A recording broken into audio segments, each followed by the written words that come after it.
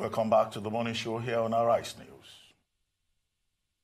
Despite calls for the outright cancellation of the Rivers State Governorship and State House of Assembly elections, following the suspension of the elections by INEC on March 10th due to violence at some collation centers, the electoral body has insisted on resuming collation of the election results tomorrow.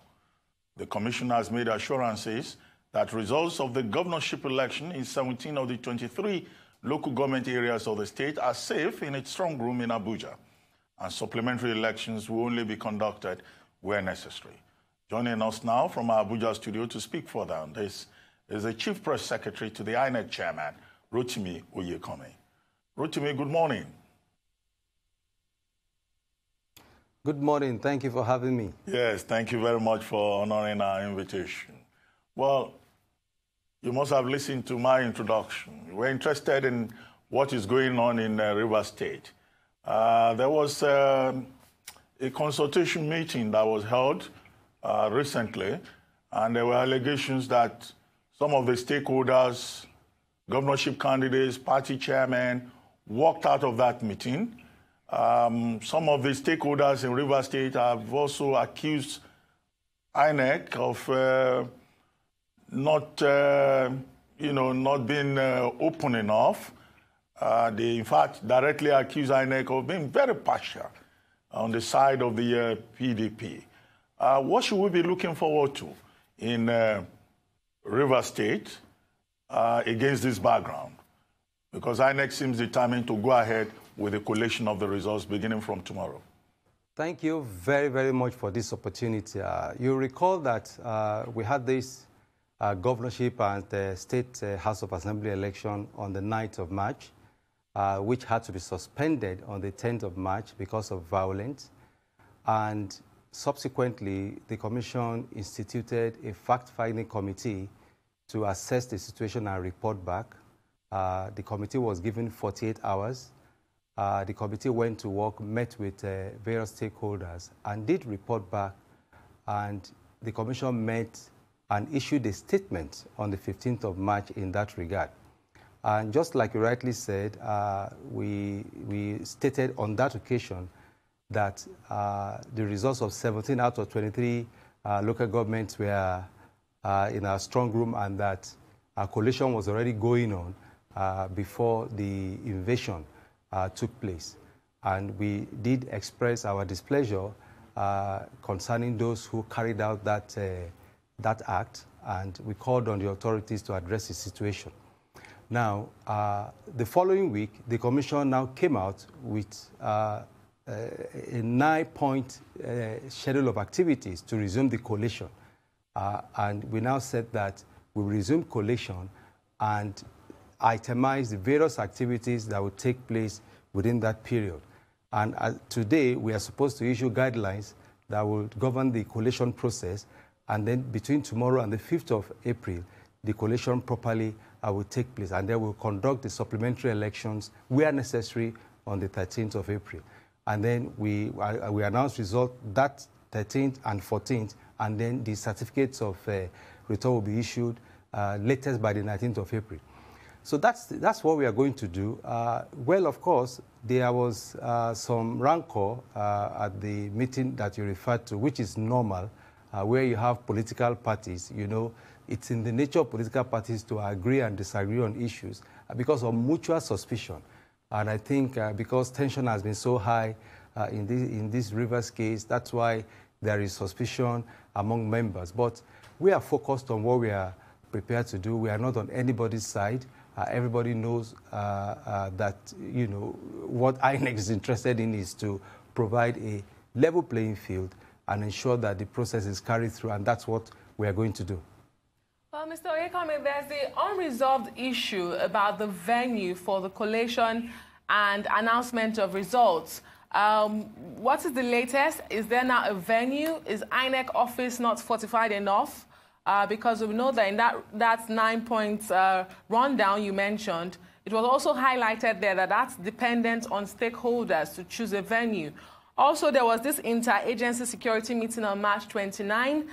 What role is the military going to play when this collation resumes tomorrow?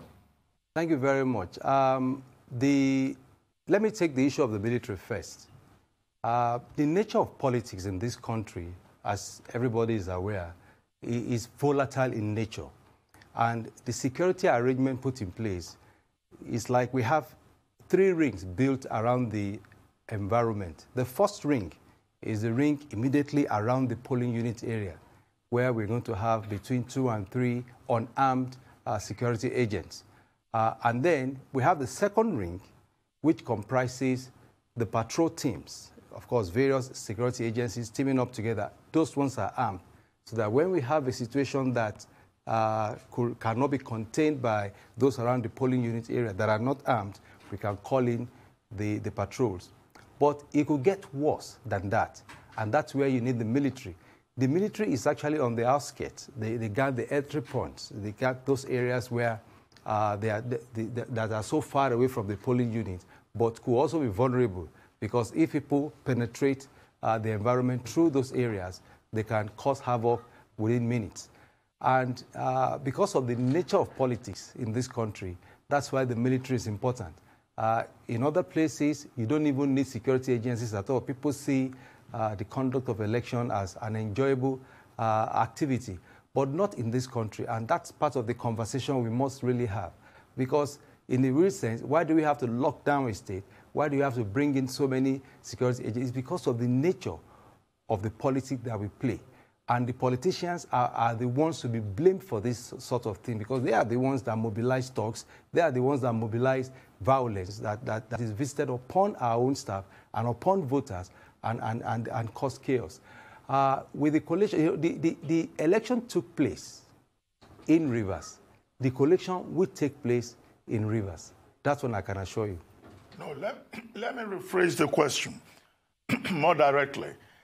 Would the military play a frontline role in the supplementary elections scheduled for April 13, considering the fact that in those areas where collation was suspended and in one local government where elections didn't even take place, there was outbreak of violence to the extent that at the end of the day, even the military, was indicted by an investigative panel.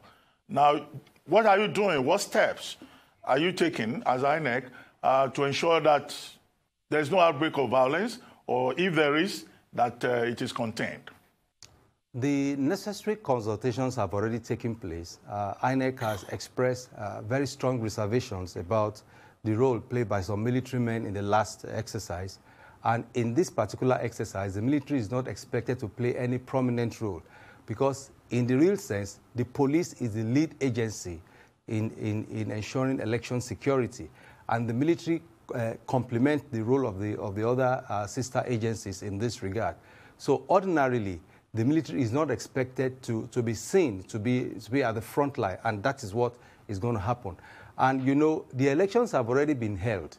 We already have results of 17 out of 22 local government areas, and it's not as if we are going back to the polls to conduct elections. It's just about collation. So definitely, the military's role would be where it should be, at the background.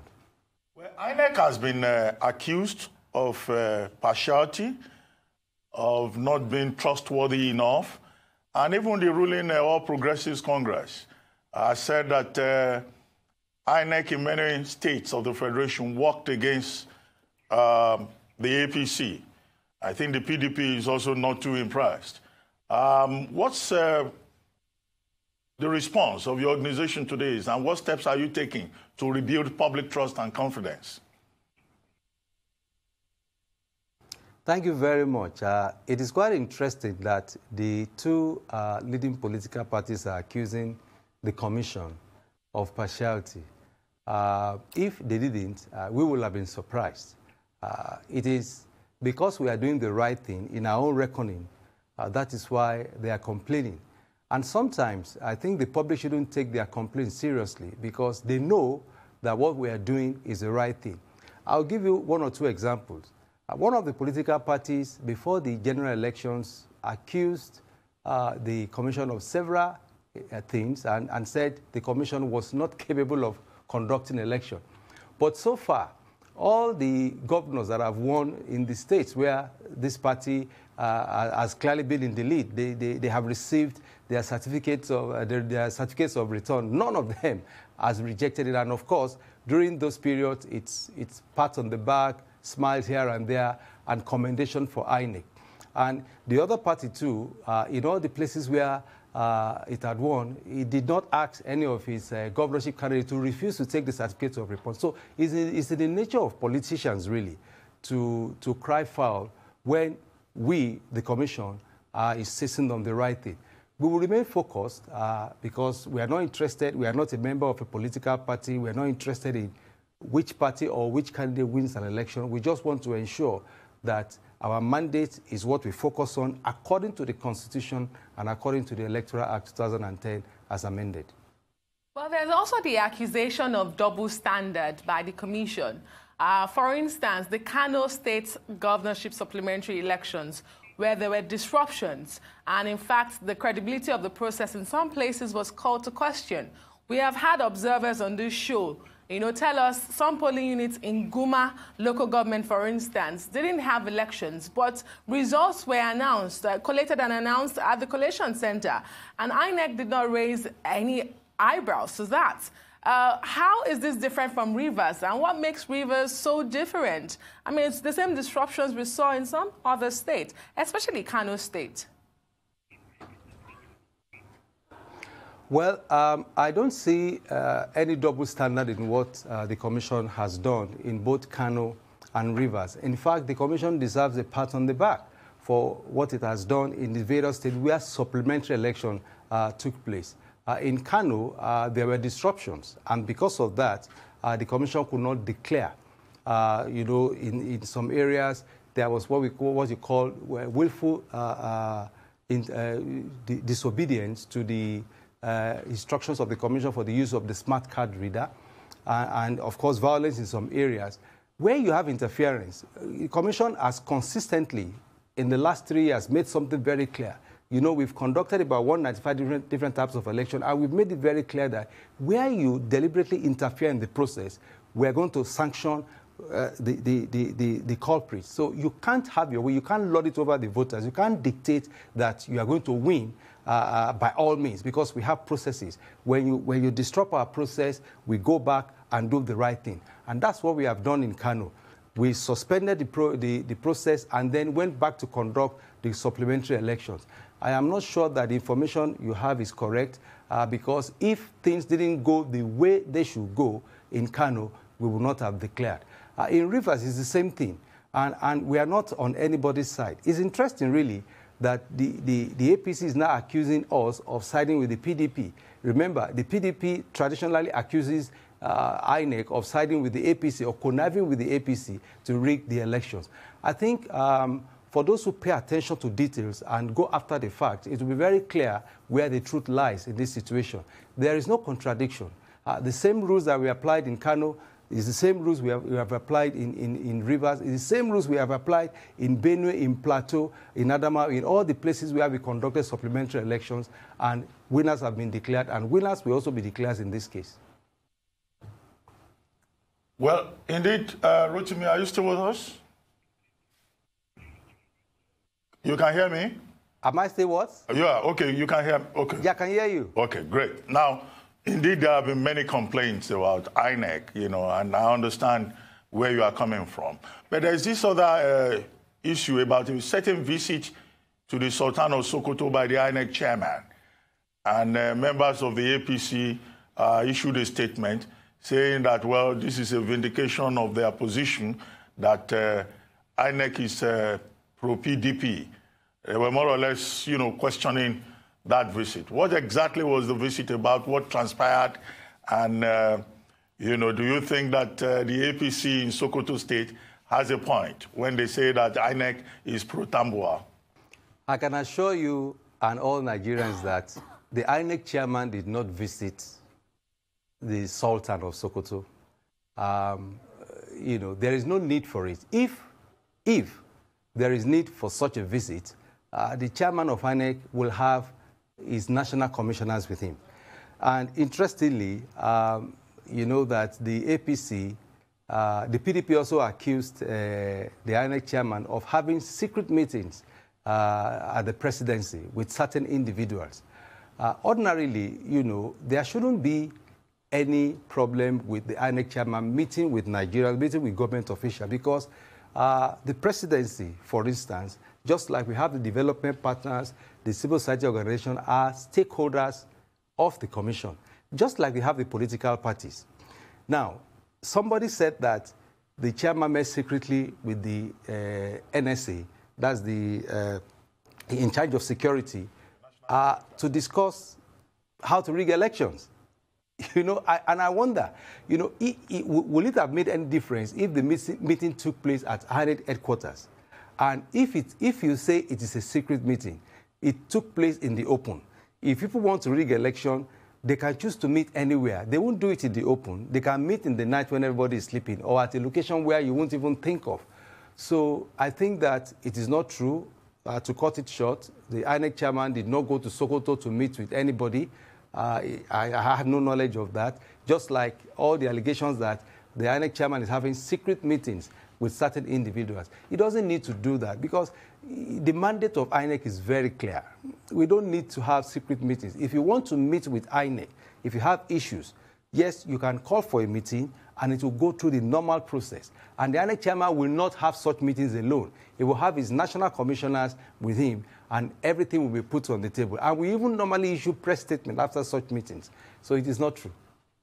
Well, just before the elections, INEC set up a committee to trace and investigate campaign finance funds. The committee is to report after the elections.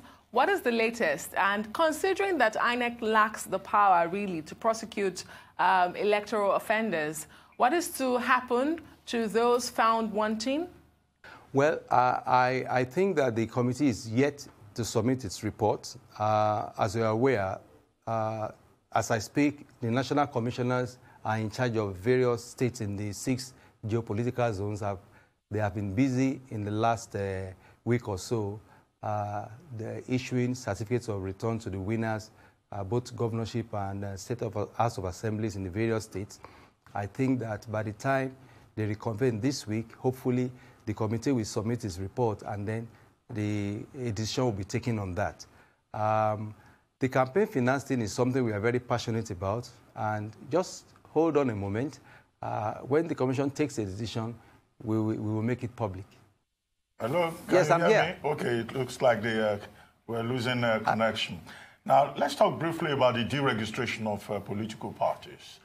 Femi Falana, SAN, on this program and elsewhere, has called on INEC to quickly ensure that after the elections, political parties that do not meet the requirements, the conditions spelled out in the 4th alteration of the 1999 Constitution with reference to Section 225, to ensure that those political parties that did not meet those requirements are deregistered. His own take is that at the end of the day, we may not have more than maybe 10 political parties at the end of the day. How soon is INEC likely to do this? And what's your own take on this issue of deregistration and the performance of the political parties in these recent elections? Very much. We are a nation of laws, and it is the Constitution that allows this number of political parties, 91 that we have now, 73 of which took part in the presidential election. And some of these political parties were actually registered by court order because INEC has a criteria for registering political parties. And in 1 or 2 or 3 instances when the associations that applied didn't have the requirements or didn't measure up, INEC slowed it down or took action. They went to court and got registered. It's the Constitution that allowed it, really. And that's where the conversation should start. Now, if there is an amendment, as people have claimed, that, okay, if you didn't win a seat or win an election in the general elections, we should deregister you. It's a conversation that we should have because we have to look at this very carefully. I think this is part of what the Commission will have to look at going forward, you know, coupled with the one that was mentioned earlier concerning the campaign finance thing. I think we need to wait a little for what the Commission will do because I'm sure this conversation will come up in the next few weeks and a decision will be taken. Well, let's go to Delta State quickly, Mr. Oyekami. where a court has sacked the faction that produced all the candidates that emerged and eventually won the elections. We also have the faction of the APC who is now saying, because they were the winners in the suits, they should be given the certificate of returns. And then the PDP in the state as well is saying, since we are the runners-up, we should have the certificate of return. What is the position of INEC? Well, we understand there was actually a court order or a court judgment, and we will study that judgment and apply the judgment to our own system. INEC is well known for obeying court orders. We will carry out the orders of the court to the letter. But I think that it is premature now to state exactly what the commission will do, because we need to study the judgment, look at the sentences, the meaning of the words there, and apply the judgment to the situation on ground. We are not going to pay attention to what the politicians are talking about. We are just going to pay attention to what the court says that INEC should do. Well, thank you very much, ROTIMI OYEKANMI, for coming to the morning show. Thank you very much indeed. It's time now for a short break. When we return, we will show highlights of the unveiling of Access Bank's new identity last night, following its merger with Diamond Bank PLC. Stay tuned.